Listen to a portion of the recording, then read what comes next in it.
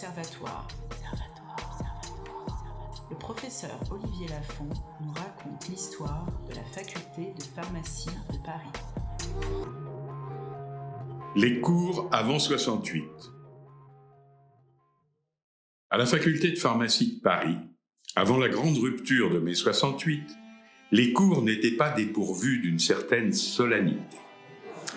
Au début de chaque enseignement, lorsque la porte latérale de l'amphithéâtre s'ouvrait, le murmure des conversations s'apaisait et une sorte de procession solennelle se déroulait devant les étudiants devenus silencieux.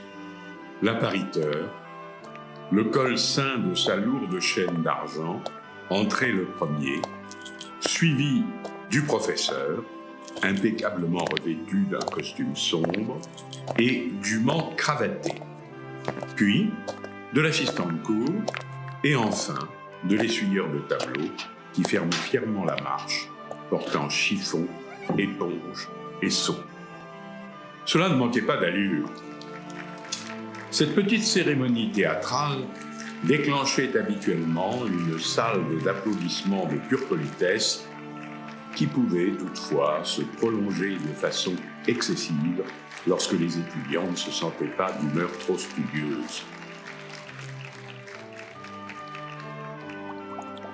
La tâche de l'assistant consistait à réaliser les expériences de cours que commentait le professeur.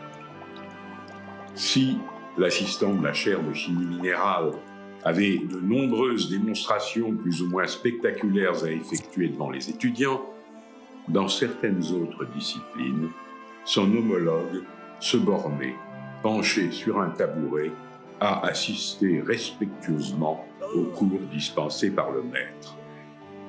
Quelques-uns, bercés par le discours de l'orateur, s'endormaient parfois, et cela ne manquait pas de provoquer quelques tumultes dans l'amphithéâtre. Au mur pendaient des tableaux noirs sur lesquels le moniteur, un jeune thésard ou un étudiant d'une année supérieure en quête d'une bien modeste rémunération, avait inscrit le plan du cours et l'équation de réactions chimiques complexes ou représentait des coupes botaniques colorées ou encore des schémas métaboliques touffus, cela en fonction de la discipline. Les ordinateurs et la pratique des projections ont, depuis, mis fin à ce petit métier.